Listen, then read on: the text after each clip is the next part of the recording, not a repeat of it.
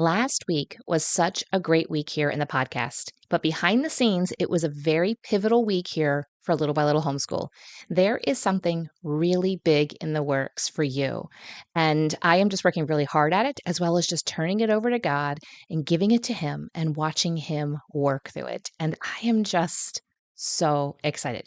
I cannot wait to tell you. I promise I will spill the beans when I can. But today, we're going to discuss some words, some concepts that you might hear in education circles, and it might make you feel intimidated to ask, what do these mean? And even if you do get some answers, you might still feel confused.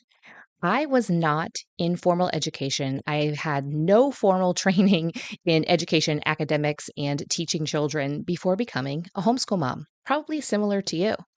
So I'm coming at you today as we are talking about skill subjects versus content subjects. And we're going to be talking basically, I'm going to say layman to layman. Does that make you feel better? I hope so. We're going to clear up any questions that you might have. And the biggest and best part of all of this is that it is going to give you freedom to love your homeschool through the knowledge and the information that I'm going to share with you right now. Welcome to Little by Little Homeschool Podcast, where you'll learn tips and strategies that will empower you to home educate your children. I'm Leigh Nguyen, a homeschool mom of over 12 years, which includes 2 graduates. When I started homeschooling, I was pretty much on my own and was desperate for encouragement and help. My mission is to be a source of encouragement and help to you. Whether you are just beginning your homeschool journey or you're deep into the homeschool lifestyle, Little by Little Homeschool wants to help you stay the course because all the time you are investing into your children is completely worth it. If you're ready to take your homeschool to new levels, keep listening. It's that time of the year when homeschool moms are so excited about homeschool.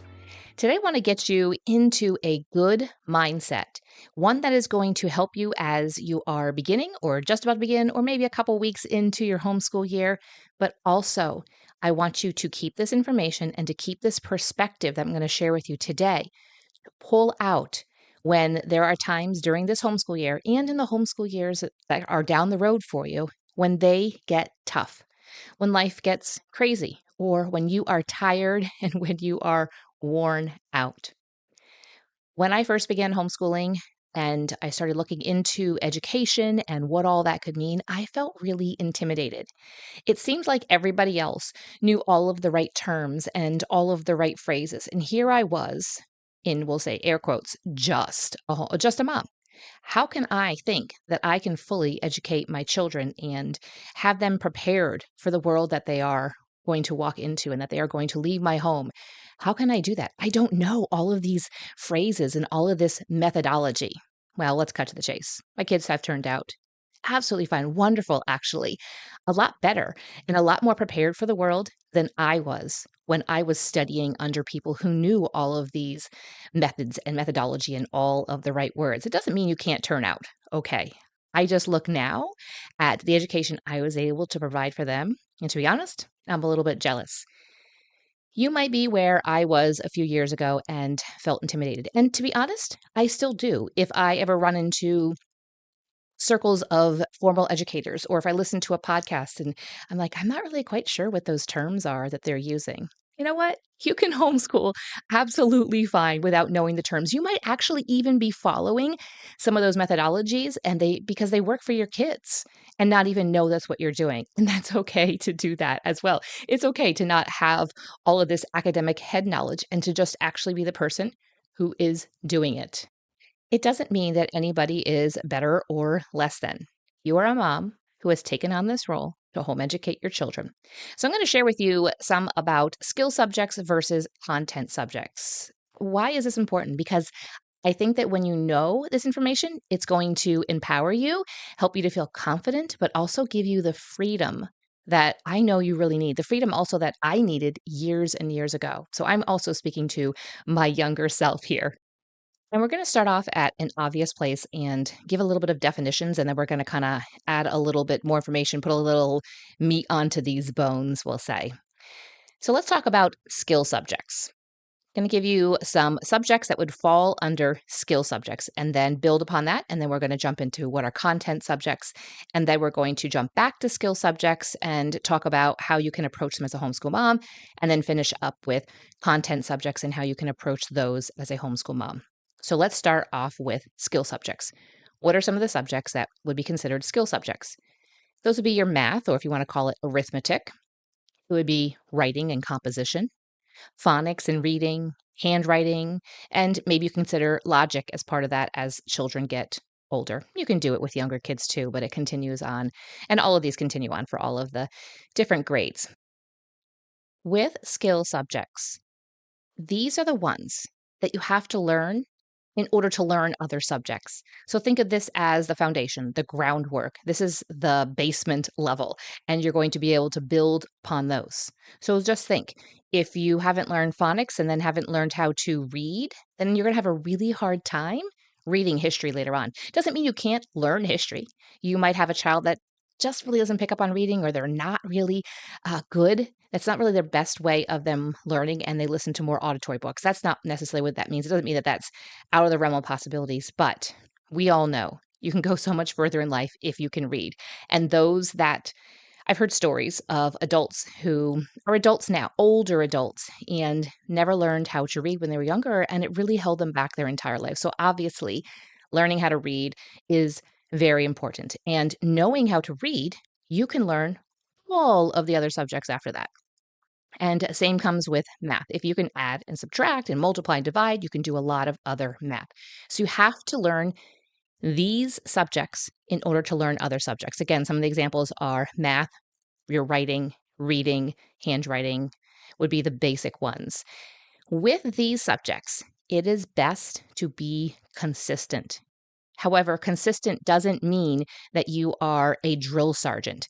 Consistent means, yes, it would be a goal to do these every day or every homeschool day or most homeschool days or most days of the week.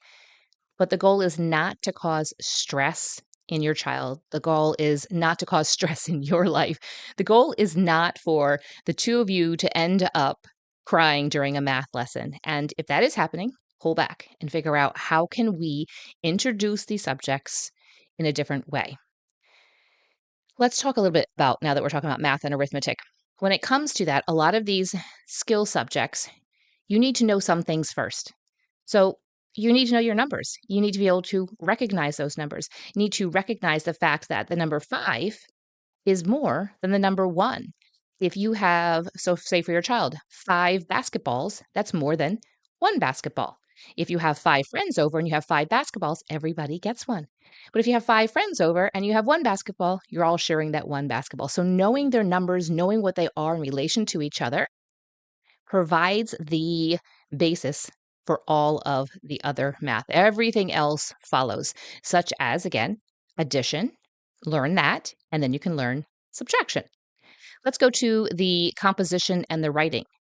For that, first, you need to learn, obviously, words. Then you can put those words into phrases. Then you can put those phrases into sentences. Then you can put those sentences into paragraphs. You can write compositions. They can write stories. They can write all kinds of things. Handwriting, for example, it's learning to recognize the letters and how to write them in a certain way. And then that handwriting actually also adds to the composition and the writing. Let's talk about content subjects. Those would be things like history, science, literature, geography, maybe a foreign language, art, music. For these subjects, for the content subjects, there is not a particular starting point, especially in the younger ages. Whereas we talked about with math, there is a starting point, learning number recognition. That's the starting point. When it comes to history, nobody says you have to start with the very beginning. You might have a child who is very interested in history that just happened 50 years ago, and you take some time to just, that's your history that you're learning about. When it comes to science, there doesn't have to be a particular order that you learn your science. It is just, and we'll get into this a little bit more, what's your children's interest in? Literature. You can read literature from all different time periods and genres. Geography. Yeah, it probably is easier to start with the country that you live in and then go out to others. But if they don't really aren't interested in that, that's okay. You can circle back around to that.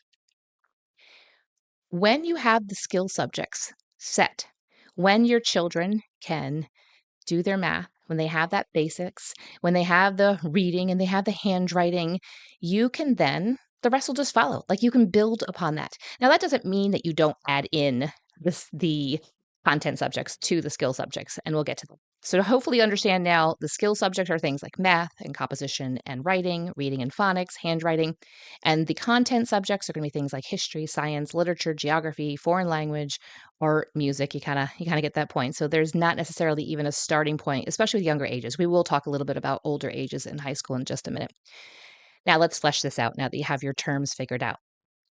The skill subjects. I'm going to reiterate a little bit here that there is a order to learning the skill subjects. There is a specific order to have a child who, say, doesn't recognize their numbers do division. That doesn't quite make sense, does it? So there is a particular order, and it builds upon itself. These skill subjects, these are the ones to focus on, especially during the younger years. I had a comment on a YouTube video from a podcast that I guess was a guest on. And the comment was something about not appreciating when homeschool moms talk about focusing on math and language arts. She sounded a little bit bitter in it, a little upset that she said, that would be great if I lived in a state that didn't have a lot of requirements, but I live in a really strict state. Well, when I saw that comment, I was like, okay, I totally get it because it's very easy for me to say to you, focus on the math and the language arts. And when I say that, I'm saying even when you feel like you are drowning, when you feel like, even if you're just beginning homeschool, start with those because those are the skill subjects. If they know and have that foundation of the math and your language arts, which the language arts encompasses the reading and the writing and the handwriting, everything else can build upon that. And you can fit things in around that. So I offered her some encouragement and I did add, by the way, I have homeschooled in 2 out of the 5 strictest homeschool regulation states, and I've been able to do that. And I have been able to fill in the cracks with everything. It really is possible. Nobody says, now this is not legal advice. Go to HSLDA for some of your legal advice. But nobody says that you have to do every single subject and you have to have a textbook for every single subject and you have to complete the entire scope and sequence and every single page in every single textbook for every single subject. Nobody says that. They don't even do that in the school system. And you never did that either because guess what? There is not enough time in the day. So skills. There is an order to that learning and you need to learn it in that order and they build upon themselves. Now let's talk about the content subjects. Before the high school years. So we're going to start off this with just talking about before the high school years. And the high school years can be the same. You can use the same philosophy, but I'm going to add a little bit to that in just a minute. So let's just focus on before the high school years and listen. I don't want to say take with a grain of salt, but do listen if you have high schoolers or kiddos that are going into high school so that you have that mindset, that perspective.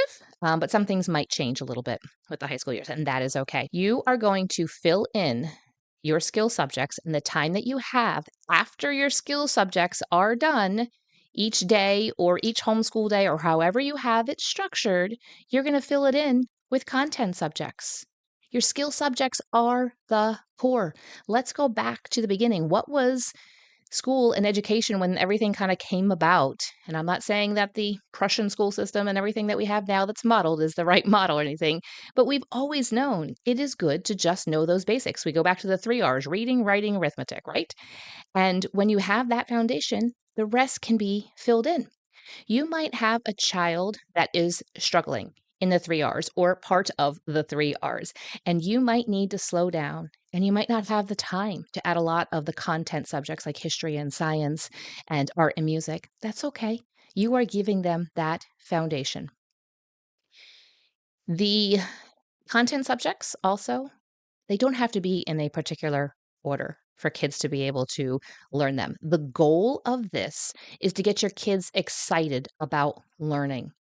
Now, again, they don't have to be in a particular order unless your homeschool regulations say so. I'm not familiar with any homeschool regulations that say that you have to do history in a certain order or you have to do science in a certain order. Again, I have graduated two kids and working on my third one from high school in a strict state. That does tell us how many years of subjects that we need to do of these content subjects. It tells us how many years of science to do and social studies and history, which I guess still falls under their social studies.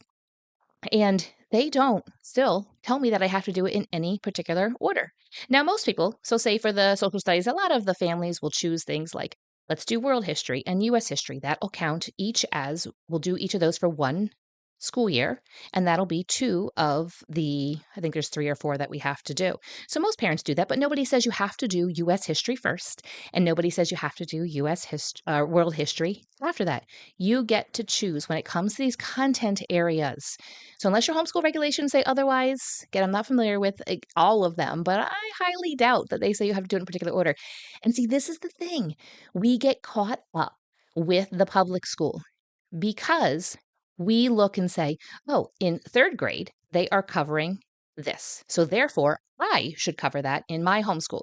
Or in fifth grade, they are covering the Revolutionary War. So therefore, in fifth grade, I have to do it. Well, what if you have a third grader, you have a younger child, you have an 8-year-old who's really interested in the Revolutionary War? Do you say, no, I'm sorry, we can't do that until you're 11? Absolutely not. You do not say that. You say, we definitely will study the Revolutionary War right now. Because when they're 11, maybe they still want to study the Revolutionary War and they just want to go deeper into it. That's okay. Or maybe they're on to the next subject of the next time period with history. There is no particular order that you have to do it in. I'm going to add what I ended up doing with my kids because I felt like my understanding of history was very fragmented. I don't know if this was done on purpose or not, but I honestly didn't know where certain particular famous people in history fit in with one another. And I wanted to give my children a chronological view of history.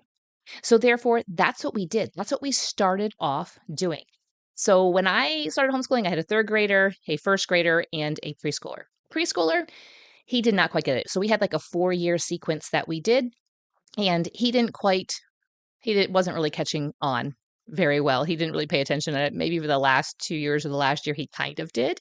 So I ended up going through it with him again when he was just he and I as he got to be older. And I just found that it was really helpful. They appreciated it. They actually appreciate it even now that they could see the order. And then as they got older, then they studied a little bit more in depth into certain time periods. So when they got into high school, they did do a world history and an American history. So it's up to you. Maybe you're saying, I feel like my history is fragmented too. Then I highly recommend going and do a chronological history so you can see how it all fits together. When it comes to these content subjects, you don't have to have a curriculum for every single thing. You don't have to have textbooks. You don't have to spend $500 just on this history curriculum. Now, if you want to, you might have a child who loves history and you might say, okay, we are going to use the budget very minimally in all the other areas, but I am going to splurge and we are going to get this history curriculum that is X amount of money because this child is going to love it and really get a lot out of it. Then I encourage you to lean into that and to do it. You can follow their interests when it comes to these content subjects. Like I mentioned earlier, maybe they're into the Revolutionary War. Let's talk about science. Maybe they're really into botany. Then go ahead and study botany this year. Nobody says you have to do land animals or marine biology before you do botany. There is no order to it. Nobody says that you can't study botany for 2 or 3 years. You're going to have some botanists on your hand after 2, 3 years. But it's okay for them to know a lot and have deep roots in that. When it comes to your content subjects, as I mentioned earlier, when life gets crazy, maybe you are having a baby, maybe there has been some health issues or other family trials, or maybe some home projects or some type of accident, something that has gone on, or it's just the middle of the winter and you're just like, oh, I'm feeling like we need to slow down. I am feeling overwhelmed with whatever it is. Focus on the skill subjects. Go back to those, the math and the composition and writing and the phonics and reading and the handwriting. Focus on those. It's okay for these content subjects to be let go a little bit, to maybe do them minimally or to put them aside for a little bit. But remember, these are the subjects, the content subjects, these are the ones that are supposed to be fun. Now, that doesn't mean that math can't be fun. But it also doesn't mean that math is where you guys are, beating your head against the wall or the desk or just at each other's throats. That is not how it should be either. So you can make the math fun. You can choose a curriculum that is going to meet your child's needs, going to meet them where they're at. Maybe you say with the math, I just can't teach them. It's not something I want. Well, then I want you to look into some type of online curriculum. Maybe even it means going to a co-op or getting a tutor for them so that it is not something that is a, a source of tension and stress in your relationship. But just think of the content subjects, they are the fun subjects. The most fun years that my kids and I had with homeschool was when I sat down and asked them, what subjects do you want to do? Or what do you want to study in science? And they let me know. And we did those. Guess what? They had a vested interest and they were also just interested in it. They wanted to know more about that area of science. Now, sometimes kids don't know what their options are. You might say, well, I don't know if I want to go that broad and let them choose whatever. Then give them a couple of options. Show them what the different resources, explain to them how it would look, what are some of the things that you're going to do, and then you guys can decide how that's going to look and what you're going to do and what it's going to look like. Just overall, have fun with these content subjects in all ages. Now, sometimes with high school, you might need to just press through. I remember my kids taking some online college courses, and it was just a little dry and a little boring at times, and they just pressed through because they're older. They have that understanding, they have that wisdom, they have that maturity, hopefully, and they have the goals. They have the reasons why they are taking maybe some of those online college courses because they have bigger goals and they know that if I not just press through, but like really lean in, let me do the best that I can in this subject, in this topic, in this course that they are doing, because there is a goal that they are trying to reach beyond that. You can also, with high school, maybe they're not taking online college courses. Maybe college isn't something that they are interested in. That's okay too. You have to know your kid. Your kid needs to know that you know them and you guys have some really good conversations. It can be a really great time of bonding for parents when you have high schoolers. But let them decide also when it comes to, say, the science. As I mentioned earlier, my state says they have to do 2 years of science. And I will admit that I was more of a stickler with older with my oldest daughter. I said, we have to do this and we have to do this because this is the order of operations. This is how you have to do it in high school. But she loved it. And then she only had to do two, but she chose to do 2 more years of science because she really loved it. And we dove into anatomy and physiology. That was what she was most interested in. And so she did more science than she needed to because she wanted to do it. My second son, he had no interest in science. And I was like, all right, we are just going to do what we got to do. And my third, he loves science, but a different type of science. And I said to him for his 10th grade year, okay, well, we did chemistry. I'd like to do some biology. And he was adamant about not wanting to do biology. And I was like, okay, guess what? I had to let that go. I had to let go of what I thought he needed to know. My goal in doing the biology was I really wanted him to understand his body and how his body works and how to fuel it well. And so we kind of took a different track with that and we focused more on health and learning about his body and how it works well and his muscles and just all of the systems. And we just had a lot of fun with that in the realm of health. And for his science, he said, I'd rather do physics. And I was like, well, there's a lot of math for physics. And we decided that the math for the physics that he wanted was not necessary. And I created my own physics course for him, and we had a blast, and he learned so much. Now, I didn't learn all that stuff because we as parents don't have to be experts in all of it, especially when it comes to these content subjects, and especially when it comes to the content subjects when our kids are older. Let's give them the resources. Let's give them the time. Let's give them the space. Let's provide them with what they need and just let them go for it. Friend, I hope that this has given you a lot of clarity for skill subjects versus content subjects and how to approach them. But more than that, as I mentioned in the beginning, I hope it gives you freedom to let go, to have fun, to embrace that education is a good thing. It is not drudgery, is not a bad thing. There's so much that we can learn in this world, and our kids are going to have different interests, and we can have a lot of fun with this. As I mentioned at the beginning of this episode, I am working behind the scenes tirelessly here on something. It's just I I can't put it into words. I can't tell you yet. I know, I'm so sorry.